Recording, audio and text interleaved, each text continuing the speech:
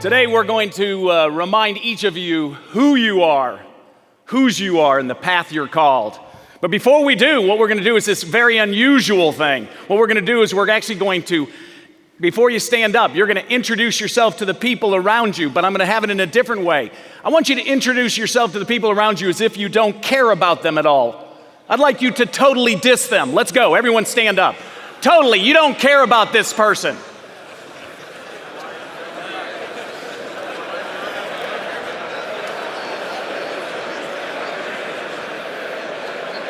Don't even look at them very much. Wow. I'll tell you what. You know what that feels like? Don't sit down yet, but you know what that feels like? That sometimes feels like the way you come into church. That sometimes is the way you kind of give little side hugs. This time what we're going to do is we're going to introduce ourselves to the people around us as if they're your long-lost best friends. Let's go.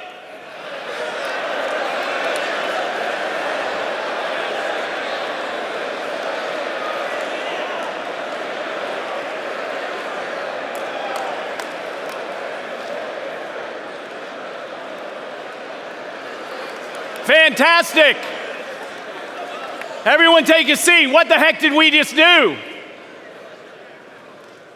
I'll tell you what we just did was we just let the energy in. We let the energy between two people is what makes great marriages, great families. I didn't say you could hug, but isn't it natural for us to want to do that with the people? What if we brought that into our church? What if we brought that into our companies? What if we brought that to our families as we came home after a long day, after we just got the you-know-what beat out of us?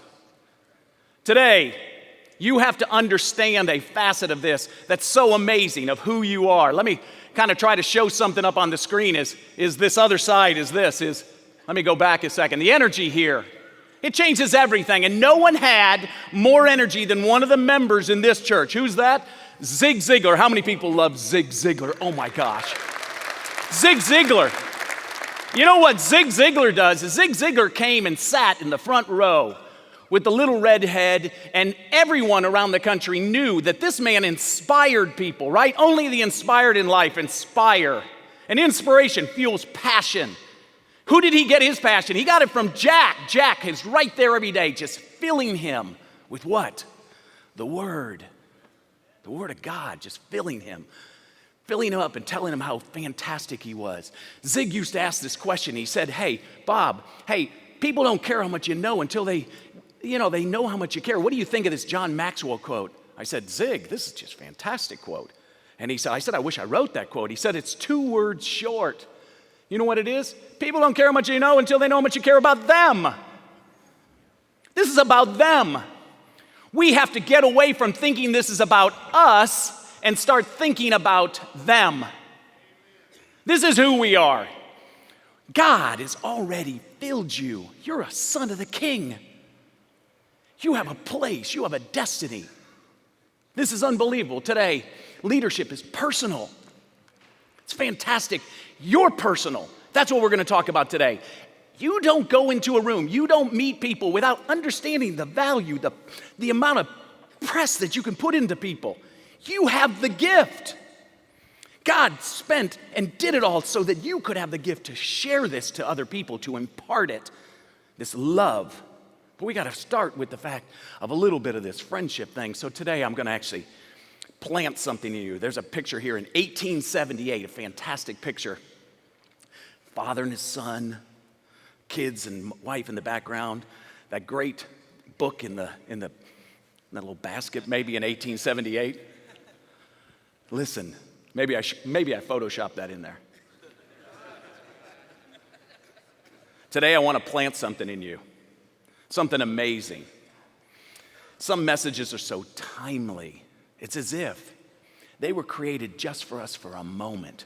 Do you think you're here like by chance? No. You're here to actually be seeded something. Every great leader, and I've interviewed presidents of the United States, generals, CEOs, they can tell you two things, two amazing things that actually changed the entire direction of their life. Two things they all had in common. What were those two things? One, that someone came across their path and actually put something into them. And in one 5-minute conversation, it changed the entire trajectory of their life. And the second is that they knew and they believed that they had their own destiny. Do you believe, with a sign of hands, that you have an assignment, a purpose, a destiny all your own? Raise your hand. Of course you do. That's the whole key, and the question is, what is that? What is it that you're gonna do? Something about that greatness that God has planted inside you now that He did, and He's your Savior. But you know what? He's more than that. He is Emmanuel, God with us. Everywhere you go, you're walking and giving the power, the gift. If you only knew how important you were to the people you meet, how important you are to people you don't even dream of meeting, but you leave something at every meeting with every person. You leave a gift. The question is, will you bring it? I'll never forget my dad wanted to show me, and that's what I want to do. You have to show people this stuff. He wanted to show me what greatness looked like. You know, you need to see it because you can never get what you can't see in life. You have to see it to know it. So my dad wanted to show me it early in my life. He would take me places to see great people. And he let me chance to do it. And here all of a sudden, bam, me and Arnold Palmer. That's me up on the left in 1973, me with my Justin Bieber haircut. Arnold Palmer. How many people love Arnold Palmer? Oh my gosh, he's a stud. He was fantastic. Arnold Palmer's all of a sudden, we're 16th hole. We're in the Bob Hope Desert Classic, and Arnold Palmer's tied for the lead. He hooks this drive into the woods. All of a sudden, he's, you know, back in the day, you could like stand there in the ropes, and there's no ropes, so you could just stand there in the woods. There he is, and here comes Arnie over with his caddy, and the caddy had set the bag, and Arnie's kind of hitching his pants and looking at the situation. The caddy goes, okay, Arnie, you'd have to hit this shot underneath that tree right there. You'd have to hook this 240 yards to a green tucked in tight with traps. Now listen, let's not do that. We're tied for the lead. Just hit a little wedge out there. Have you ever noticed that great people hate to hit little wedges out there? So Arnie's kind of like waggling the wedge. And because he gets his energy from what? People. That's what we do. We get our energy from you. That's why I need high fives. That's why I need you to be positive when you come into your day. So he's going to get his energy. And what does he do? He's looking around for a second to see who's here. My dad and I are standing right over there. And so he starts waggling the wedge, and slowly he turns his head and he catches my dad's eye. My dad gives him the no sign on the wedge. The caddy goes, I saw that. No, don't listen to that man. Hit the wedge right out there. Don't do that. Arnie kind of snickers. He starts to waggle the wedge again. And then slowly he turns his head. My dad gives him the no sign again. He stalks over. Can I actually hit that shot? Could I get underneath that tree? He comes back. He starts to waggle the forward. Slowly he turns his head. My dad gives him the yes sign. He barks at the caddy to get out of the way. He sets himself up. He has a great, head cocking. It takes off, just gets underneath the tree. And like a homing signal, boom, it turns left. It's going towards the green. It's bouncing up, boom, boom, boom. 5 feet from the pin, the crowd is going crazy. Arnold Palmer's saluting my dad, and the whole folklore of Arnold Palmer is all because of my dad.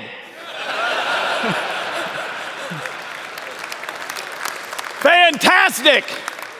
Greatness. When you are in a position of greatness, taking a chance, as Jack just said, daring to do something, daring to share your faith with someone, daring to do that. It takes something inside you who you know who you are, whose you are, the path you're called. It's unbelievable.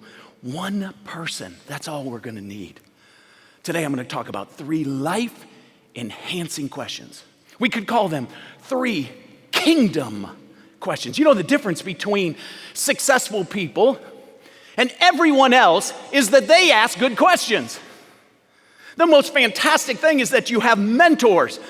There's no such thing as retirement. Every man who's over 60 and 70, you just got into your sweet spot to what? Share the life, the journey.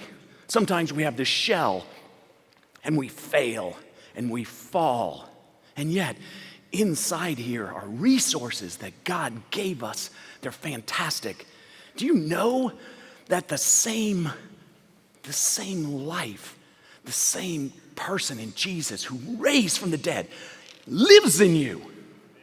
It's unbelievable. If you only knew how powerful you were and that you are the person. Zig Ziglar used to say, hey, could you do something today that could put yourself in a problem? Yeah. Could you do something today that possibly could do something great for your life? Yeah. So what the difference is your choice. You got to make the choice. So today we're going to talk about questions of how you view your friends. We have no idea. We were created for friendship. So all of a sudden, if I could isolate you, I got you. That's the whole concept of coaches today, football coaches, basketball coaches. I'm going to figure out how to isolate you. I'm going to get you to sit somewhere in the back, sit somewhere here by yourself, that you think you're actually by yourself and you're alone. You're not alone. Second is we're going to talk about your job description. And then third is we're going to finish with, can you create a legacy? We got to get into this. Hey, how do you view your friends? Today we are told that friends in business is taboo. Really? So we're supposed to work with people we don't know and don't trust? Because of Ponzi schemes and Madoff strategies, I got to disclose our friendship as evil instead of great. I'm not doing that. Friends are different than acquaintances. Friends help you now. Acquaintances, they wish you well. A friend is someone who knows the song in your heart. They can sing it back to you when you've forgotten the words. Friends are secret keepers. Friends are unconditional in their love. Friends know everything about you still and still love you. Friends chisel at all the things that you couldn't do right, but they're not talking about that. They're talking about who you are and the potential. And they are lifting, encouraging. If you're not around those people, listen, you got to go where you're celebrated, not where you're tolerated. Today's a different day. Friendship is it. We were created for friendship. First, with God. He calls you his friend. He knows your name. It's so fantastic that he could possibly know my name. So many times you know, oh my gosh, but I've done this and I've done that. He forgave you. He wants to tabernacle with you. He needs to spend time alone with you to remind you how loved you are. He's going to wipe your tears. He's going to remind you that we have things to do. We have people to touch. The whole world today is groaning for the sons of God to be manifested. That's you. That's you. You are the one. We can't wait. We can't let you out of the box. You got to go all the way in the back. You got to do this. This is something. Now I could talk about friendship all day long. But today, men after the age of 35 stop adding any new friends. It's fantastic. It's unbelievable. Why? Because we're all in the people business and we become numb to people. I got my old friends. I got my old buds. And so if you're CEO today, dang, you ain't got no friends. It's very hard for pastors and head coaches and politicians and anyone to actually have any. So then what happens is we don't actually stop and take time to tell someone, man, are you okay? How are you? How can I do something for you? So today I could do a lot of things and talk about it, but I'm going to show you something. Everyone grab your phones and bring your phones out. Get your phones out. Turn them on a second. We're going to start to think for a second. We're going to play a game. Everyone's got to play. Everyone's got to get your phone out if you got one. And we're going to text message our best friend. But I'm going to tell you what you can say. You can't send a message to anybody in the room. You might first start with your mate. It could be your dad if he actually gets texts. It could be This is a little complicated for people over 60 now. Don't get me wrong, I just turned that. I'm 60. Hey, so this is an issue today. We're going to say something to our friends. Everyone's got to start doing. Who's your best friend? Okay, and who's your next bud? Okay, who's yours? JD. Okay, but what's your first friend? Ta. Huh? And then who else? Okay, you kind of did that with my wife. If we film that and she sees it, that's probably not gonna go well. Listen, who's yours? Who's your best friend? Who's your best friend? Randy. Your dad, fantastic. How many people have a dad that has not told them they love them yet? Raise your hands. Because, the answer is all over. Why? Because how many times is your daughters and your sons? So if you have a son or you have someone today that you have broken a relationship with today, we're sending them this text. Here's what we're going to send them. So everybody get ready. You're going to text this. You can't group message anybody. And then once we get the message, you're going to stand up. We're going to get a few people to start telling us what they said back. It's a great game. Here's what you're going to say. Don't change one word. Don't tell them that I did this. Here's what we're going to say. Hey, I was just thinking about you. I wanted to tell you how much I appreciate your friendship. I love you. Start texting. Everyone in the room, start texting this to your best friend, to your mate. If you send this to your mate, you know what your mate's going to send back? Did you mean this for me? They won't know what to do because why? Because we're talking friendship, that word friendship. Hold it a second. Are you not supposed to be best friends with your wife? You are two. You are one person together. If you send this sometimes to one of your buddies that you had in college, they might just say you're drinking. They could turn and say, are you okay? Because they're worried about you. Have you already sent yours? Yeah. Oh, well, what are you doing? No, don't looking at me. Start texting. Everybody start texting. Everybody start sending this message. Hey, I was thinking about you. I wanted to tell you how much I appreciate your friendship. I love you. The other day, a guy in my group turns and he sends this message to his mom who's dying. She's got 6 months to live. She says, oh my gosh, son, I'm here in Forney, Texas, and I'm looking out the window of the hospital. I'm thinking to myself, you sent this to me. She goes, if I could tell you how much I love you, from the highest mountain in Switzerland, I love you. Echo, echo, echo. He just sits down and cries.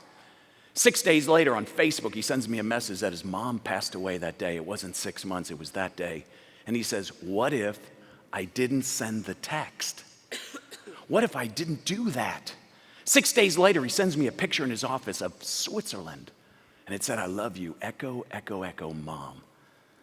You know, I have people all over the country that don't understand this game because you're thinking this game is still about you. But this game is about them. So today, to be able to do this, you've got to stand up and tell me you got a message. How many people got a message already? Back.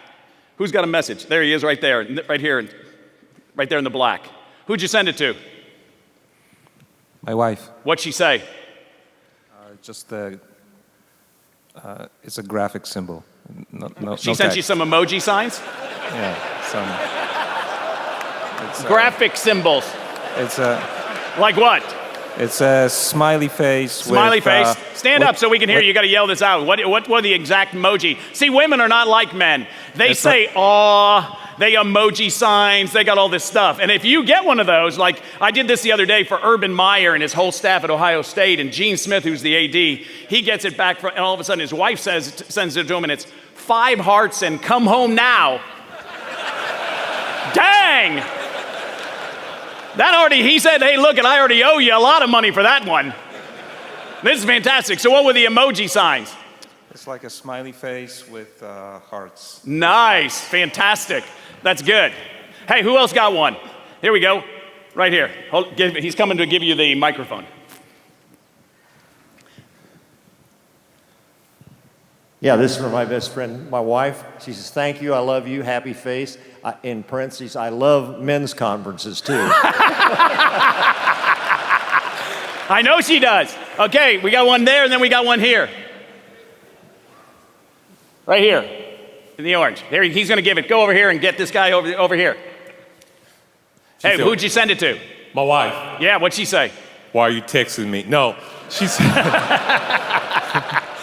she said, and you. Oh, yeah. All right, stand up. What's your name? My name is Barry Walker from Shreveport. Mine was also my wife, my very best friend, and she said, sweetness, I love you too. Fantastic. You know, it's so good. Here's one right in here. We're coming in down here too. Good. And then we're coming over here. I sent this to my daughter. Your daughter, nice. She said, oh, thanks. Love you tons too. Yeah, nice. How did that make you feel? Great. Yeah. I was with Daryl Johnson the other day, the Moose, and he sends it out. First off, I said to him, we're going to send this message. He goes, did my wife tell you that I don't have any friends? And I said, no, but I said, this is what's happened to us. This is what's happened to us. We don't have any friends. We don't have buds. We need a friend. We got to have somebody to talk about the tough times. Just before we get to the next person, how many people know someone in trouble right now? Yeah. How many people know one person close to them that's committed suicide? Raise your hand. Look all around the room. Hey, everybody. The answer is this. What if we took a little bit of a chance? We dared to get a little bit close at the stage here to tell people, I'm thinking about you. Can you say anything more affirming? I wanted to tell you I appreciate your friendship, and I love you. I had this guy at Ohio State, and he said he hadn't talked to his brother in 2 years. 2 years. I said, well, we're sending him a message. He goes, well, he's been doing drugs, he's this. And I said, how would anyone unlock him? We have to unlock our friends. We got to unlock our buds for hopes and dreams. God is a redemptive person. We need to bring that redemption back. And so he turns and he goes, okay. He sends the message. And his brother immediately calls. And he took time to encourage him and tell him he loves him.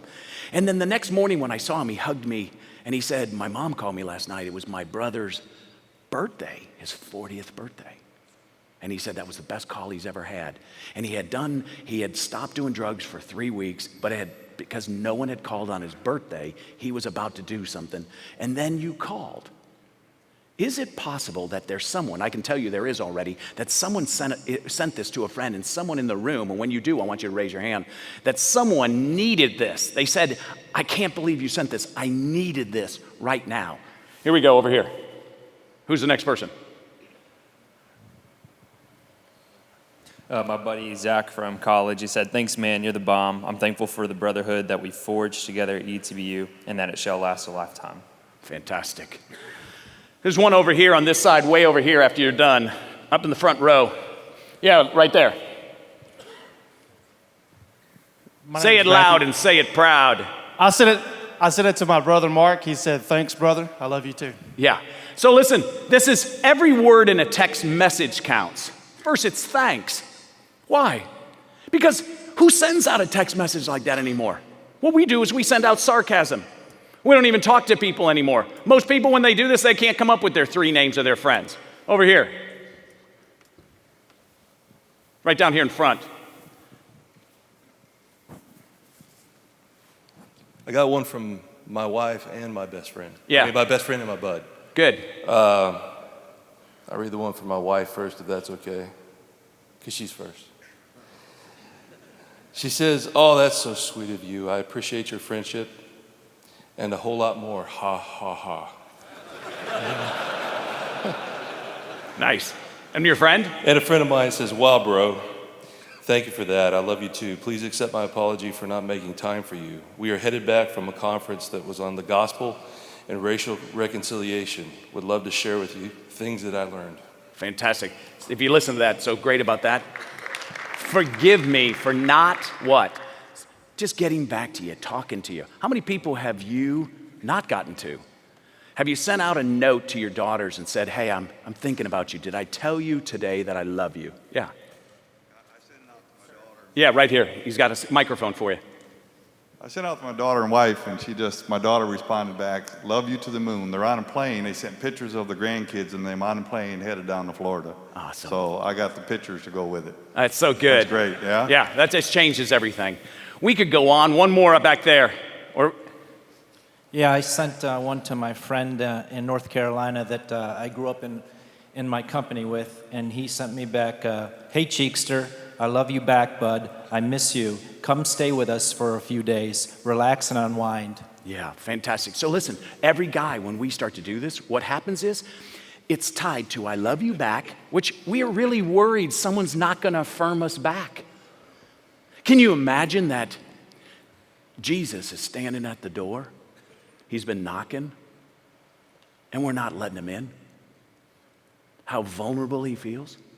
Can you imagine that every day as you start to go out to work, that you're just bypassing him and not talking to him?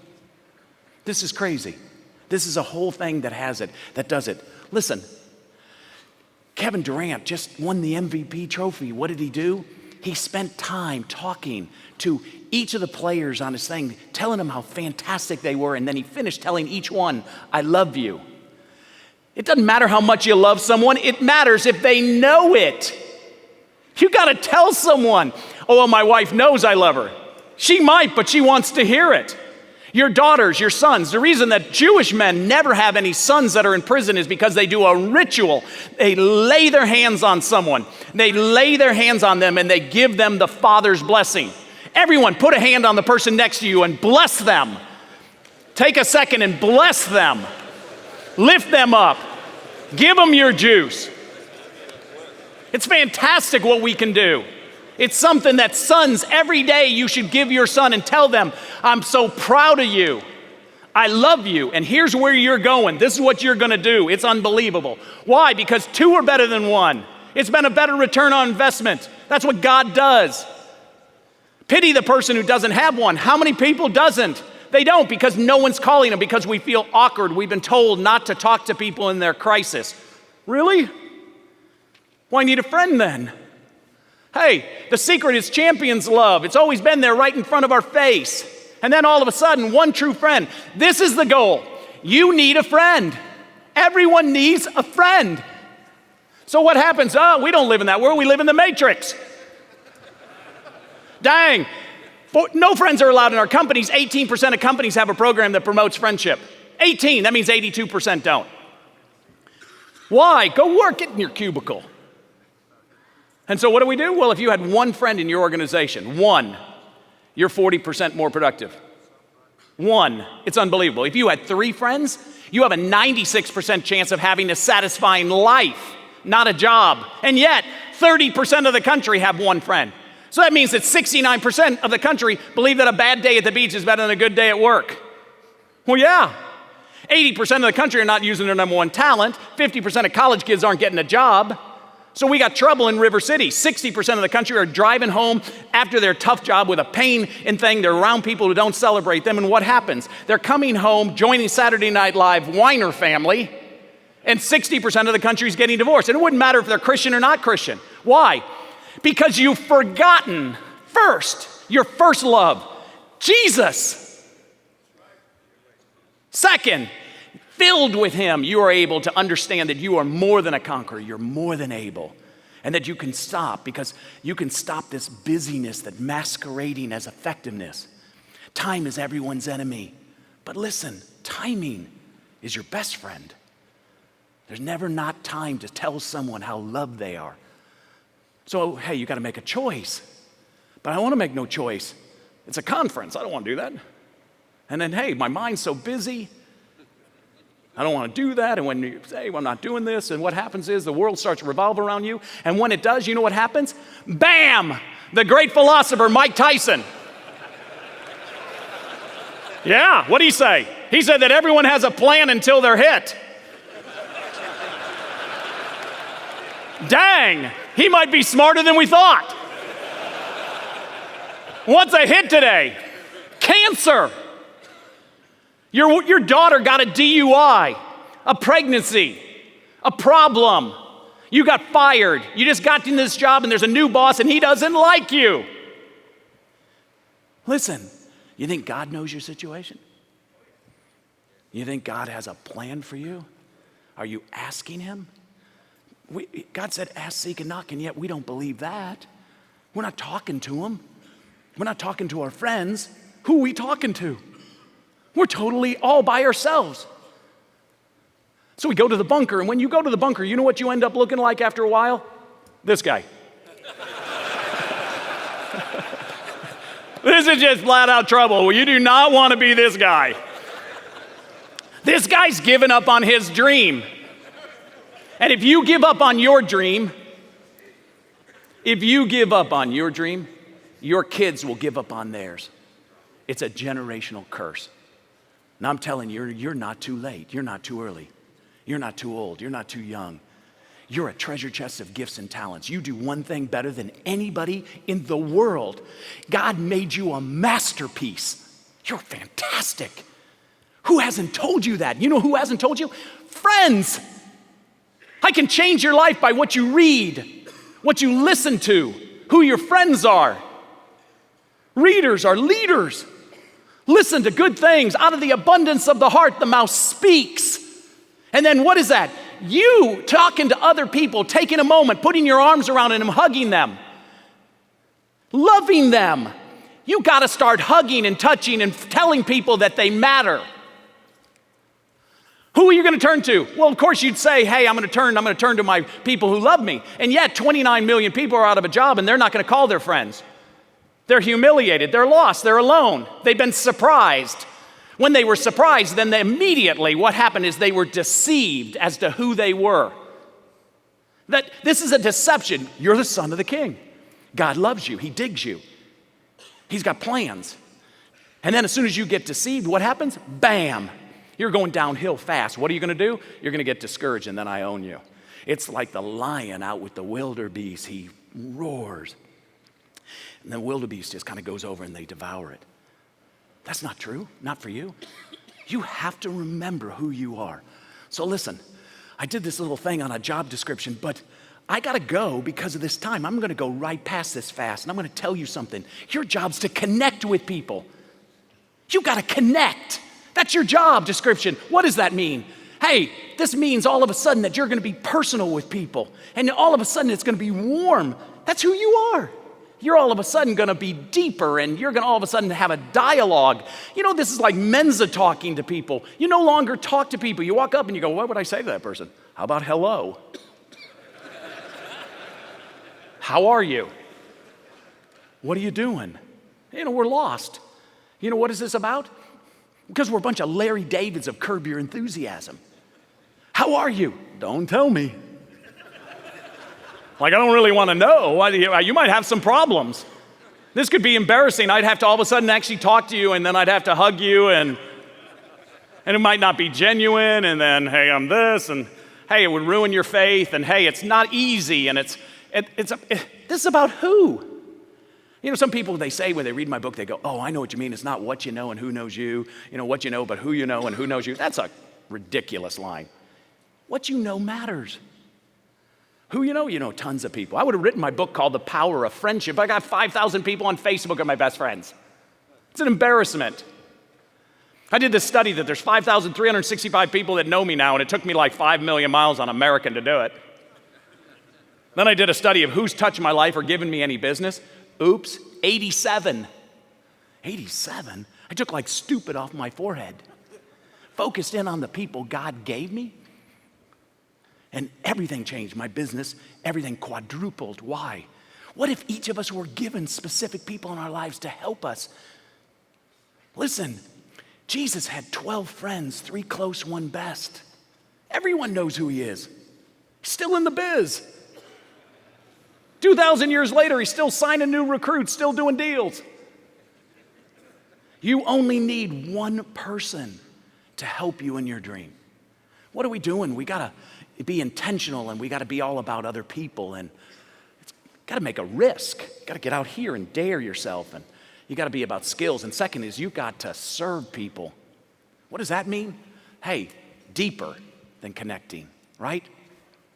It's saying yes when people want you. Do you say yes when people do it, when it's inconvenient to you? I think we stopped, and that's all we're not selfless, and we're not blessing others. This is about blessing others. This is what we're supposed to do and create value.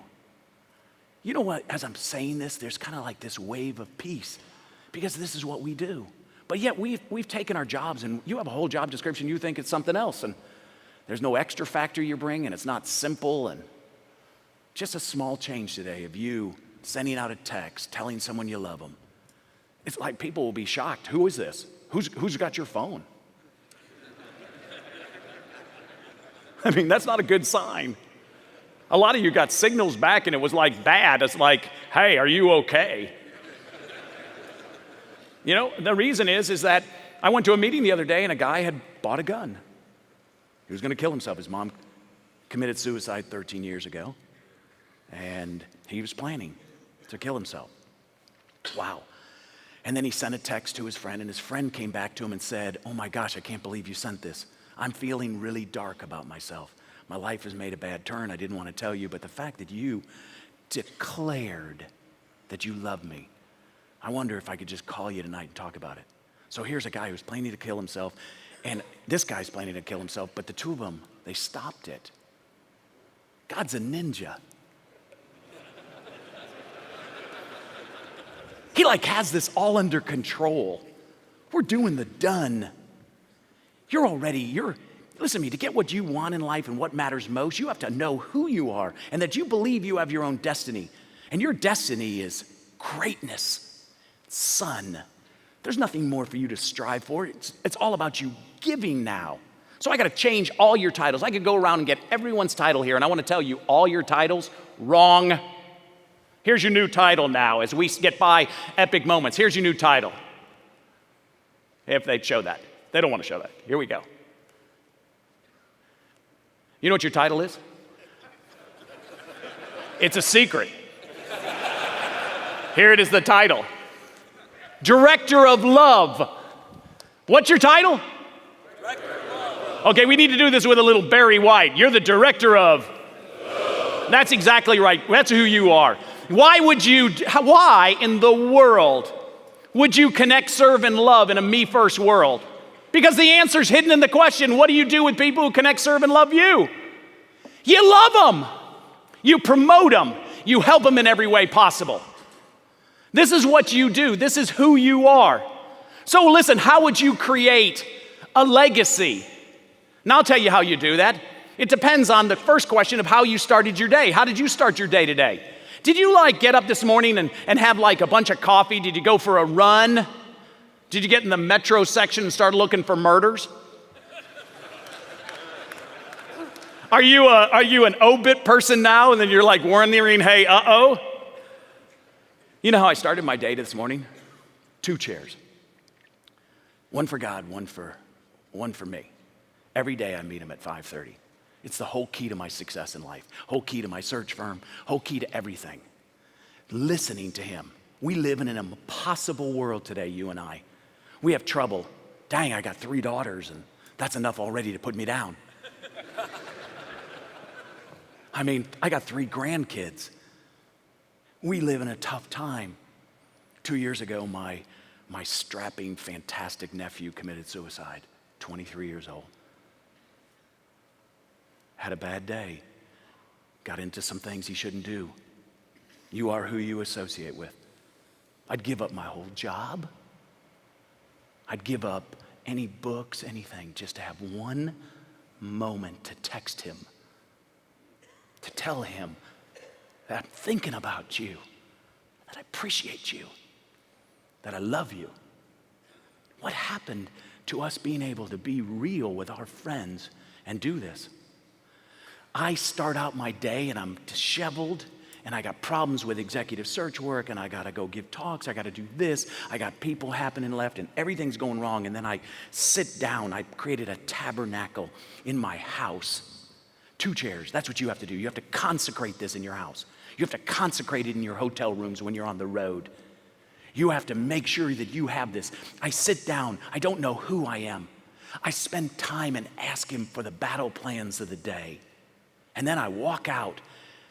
First, this person who's lost, and then I walk out as the son of the king. That's who you are. You're blessed, you're favored, you're loved.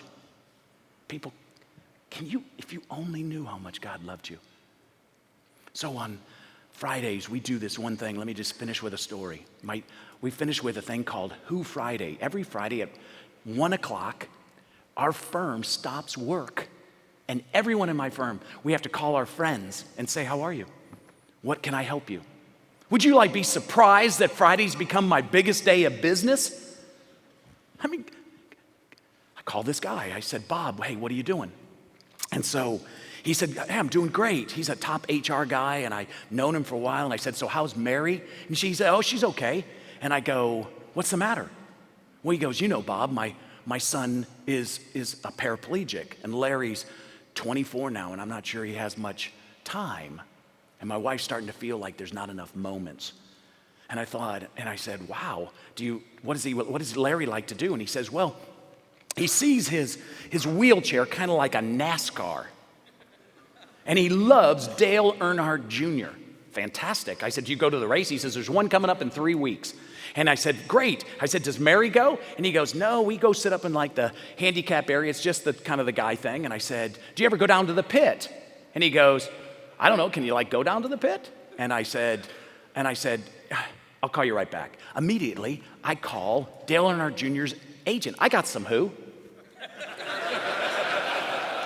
I say to him, what if we did something fantastic for Larry and Mary? What if we rocked this world? Would they like to do it? And he's kind of caught him off guard, and he's kind of going, well, and I said, no, does Dale like to do this? And he goes, yeah, I kind of think so. And I go, that just sounded terrible. I said, listen to me, I'm really good friends with Jimmy Johnson's agent. We need some who leverage. He said, no, I think Dale would love to do this. Yeah, now we're talking. They wheel him down. All of a sudden, Larry and Mary, and she comes down, and Dale Earnhardt Jr. out of nowhere comes with a Polaroid camera, and he goes, bam, and he takes his picture. He takes it out, and he's whipping it here. He flips it over to his guy, and he's looking like this, and he wheels him to the car, and he goes, Larry, what do you think about this car? He's coming unglued. He's going, wow, and he said, this is it. He said, look, this is your picture, Larry. And he says, this is fantastic. He puts it in his visor, and he says, you and I, we're driving together today. He says he puts on headphones on Mary and Larry, and he says, we're the Dale Earnhardt Jr. team now. He said, when I go around and all of a sudden I'm going by somebody, I'm going to yell out, Larry, I'm taking him right now. He takes his coat off. He puts it around him. He signs it to him. He gets a coat out of the car, and he puts it around Mary, and he says, let's go and talk to all of the other drivers now. The first one I want to talk to, Jimmy Johnson. He said, Jimmy, hey, Dale, what are you doing? We're going to kick your you-know-what today. He goes, what are you talking about? He said, I got Larry on my team. And Jimmy comes over and signs it and says, what were you thinking? I get a call the next day from Mary, and she's crying on the phone. She says, what did you do? And I said, did something go wrong? And she goes, oh my gosh, this was unbelievable. You created a moment. My son and I now we're part of the Dale Earnhardt Jr. team. We can share this moment with our jackets. We can always talk together. It's something together us. I made one telephone call on a Who Friday. It took nothing. Do you know that you hold the keys to the goals and the dreams of your friends and your family and your grandkids? Do you know you have? Do you know that Jesus went down, got the keys, gave it up to you and said, you can do this. You got who? You have a community of friends that you developed over years through love and unconditional giving that would come to your aid if you'd ask them, if you'd enter in, and this would be about them. Listen, today, to make a difference in life, you got to make room for people. God bless you all. Thank you so much.